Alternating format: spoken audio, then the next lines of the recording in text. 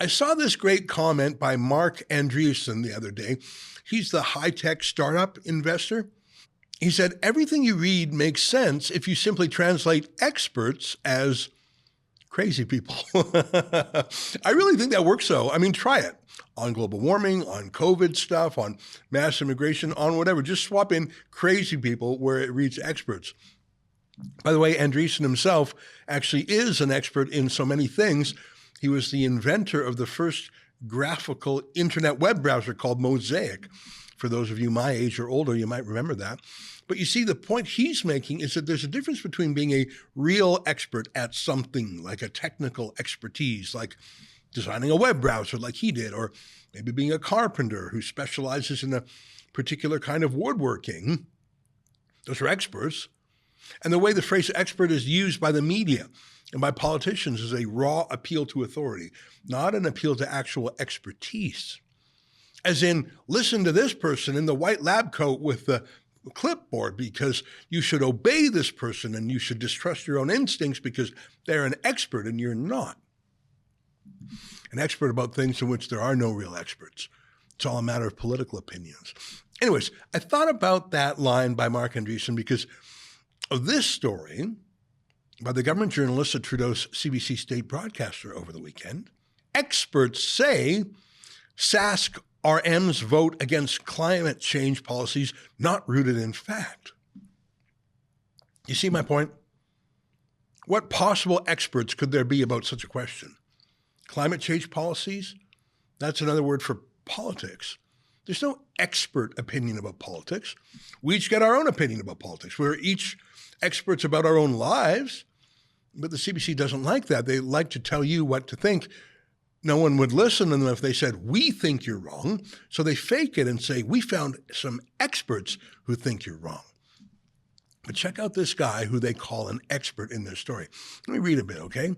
So here's the headline again. Experts say Saskatchewan regional municipalities vote against climate change policies not rooted in fact. Ag and climate change expert says farmers should be supported in climate change transition. Okay, so he's an agriculture and climate change expert. Wow, that's pretty good. That's a double expert. Okay, let's hear it.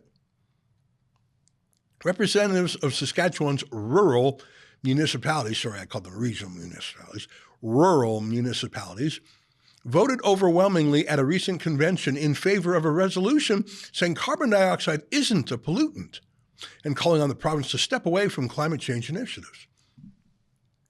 I'm so glad to hear that, aren't you?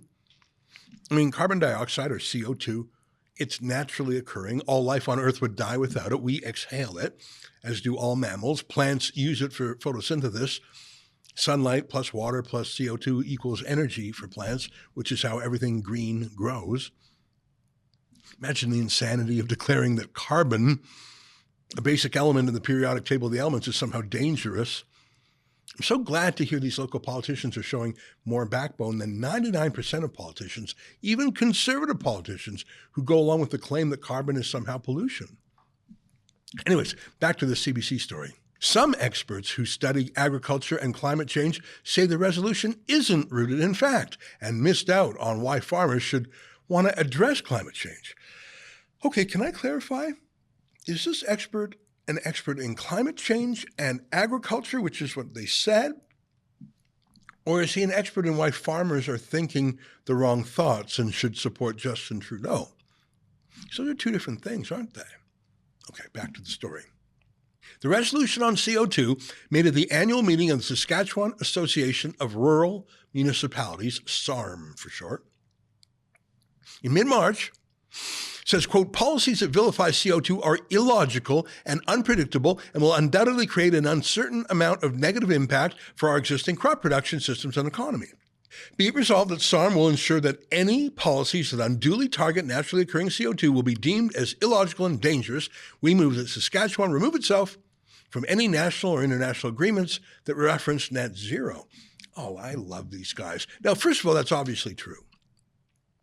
It doesn't even mention the fact that Canada is just a sliver of the world's CO2 emissions to begin with. China emits pretty much as the rest of the world combined. And that's if you even care about carbon dioxide, i.e. plant food. I'm more worried about actual real pollution, of course. Does the CBC have an expert in that, perhaps? But here's where they introduce the expert and his expertise. Quote, the resolution is written with misleading, confused language about climate change and policy, said Darren Qualman, Director of Climate Crisis Policy and Action with the National Farmers Union. What's that? He's a Director of Climate Crisis Policy and Action? You stop you right there, mate. The word crisis is an opinion, a baseless opinion in my books, but it's an opinion. It's a political decision. It's a choice. It's not a scientifically measurable thing. Are we in a crisis? Or do we just have a problem? Or is it just a challenge? Or is it actually none of these things at all? The fact that his title is Climate Crisis Advisor tells you all you need to know. And he's in charge of action, which means he's made up his mind here.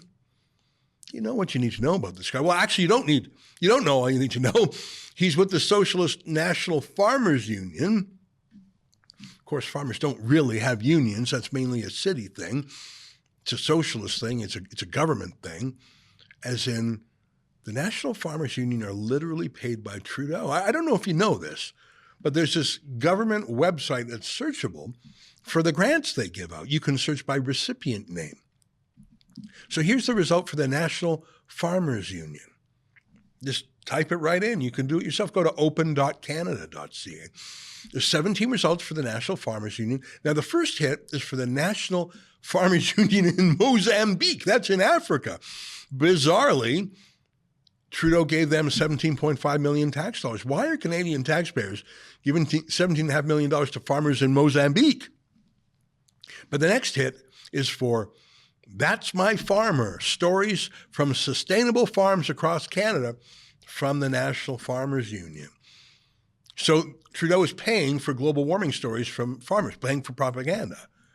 Global warming commentary paid for by the Liberal Party. These guys are bought and paid for lobbyists.